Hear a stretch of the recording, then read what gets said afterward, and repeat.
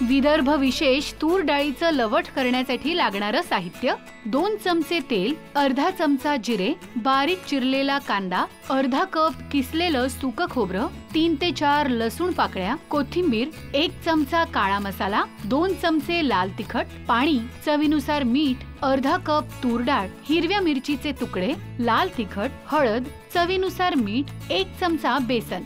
जिऱ्याच्या फोडणीत कांदा सोनेरी रंगावर परतायचा. आता सुकं खोबरं, लसूण आणि कोथिंबीरीचं तयार केलेलं वाटण यात घालायचं आणि परतून घेत यात काळा मसाला, तिखट एकत्र परतून घ्यायचे. आता भिजवलेली तूर डाळ पाणी निथळून घेत त्यात लसूण, हिरवी मिरची घालून मिक्सर मध्ये भरड करायची. आता यात तिखट, हळद, मीठ आणि बेसन पीठ घालून याचे अशा पद्धतीने गोळे करायचे. आता तयार मसाल्यात पाणी, चवीप्रमाणे मीठ घालून एक उकळी काढायची आणि यात तूर डाळीचे गोळे घालायचे आणि साधारण 10 ते 12 मिनिट शिजवून घ्यायचे. झालं आपलं तूर डाळीचं लवट तयार.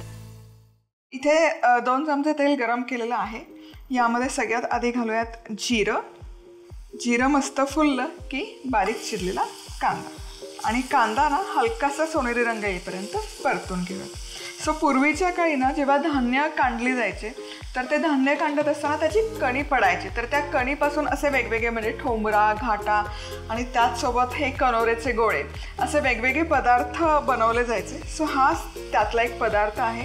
कांद्याला मस्त असा हलकासा सोनेरी रंग यायला सुरुवात झाली की आता यामध्ये आपण घालतोय वाटण.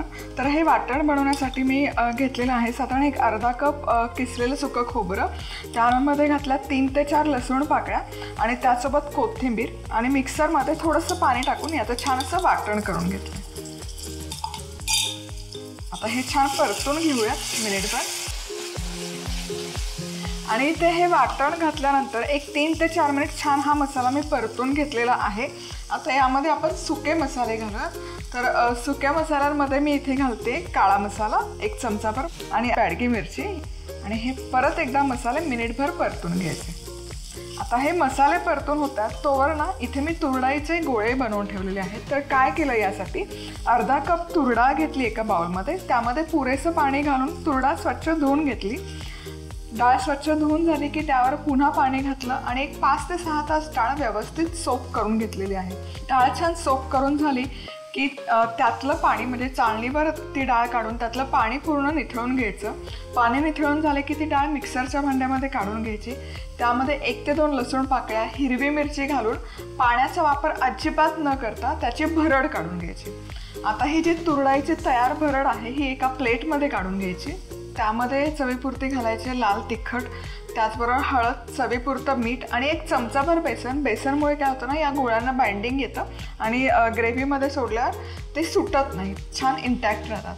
आता हे व्यवस्थित एकजीव करून घ्यायचं मिश्रण आणि छान व्यवस्थित एकजीव मिश्रण झालं की याचे छोटे छोटे पोर्शन्स घ्यायचे आणि हे पोर्शन्स घेऊन याचे छोटे छोटे गोळे तयार करून घ्यायचे.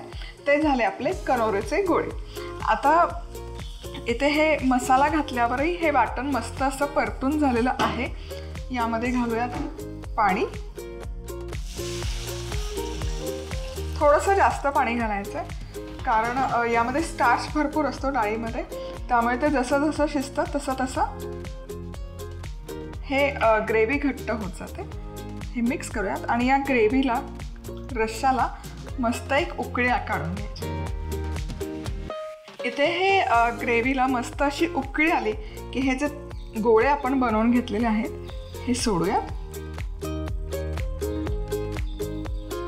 झाकण ठेवायचं आणि एक 10 ते 12 मिनिटं हे छान आपण शिजवून घेऊयात. खूप वेळ नाही लागत, 10 ते 12 मिनिटात हे व्यवस्थित शिजवून तयार होतं. तर इथे हे तुरडाळीचे लवट मी मस्तपैकी एक 10 ते 12 मिनिटं छान शिजवून घेतलेले आहेत.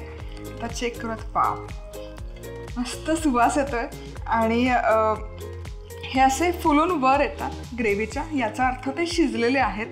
ते सिंक नाही झाले पाहिजे. आता आपण चेक करूयात. येस, छान असे मऊसूत शिजलेले आहेत. हे ना गोळे ओव्हरकुक करायचे नाही. ओव्हरकुक केले तर काय होतं ना, त्याचा जो सॉफ्टनेस आहे तो निघून जातो आणि ते टणक होतात किंवा कडक होतात. त्यामुळे ओव्हरकुक करायचं नाही. ते शिजून वर आले, तरंगायला लागले ग्रेव्हीमध्ये, याचा अर्थ ते छान शिजलेले आहेत. आता गॅस बंद करते. हे तुम्ही आहे ना ज्वारीची किंवा कळणाची भाकरीसोबत खाऊ शकता. अफलातून लागतात. राईसोबतही सर्व करू शकता. आणि मुख्य म्हणजे अतिशय चविष्ट बनतात. घरामध्ये भाजी नसेल तर काय बनवायचा प्रश्न असेल तर हा एक उत्तम ऑप्शन आहे.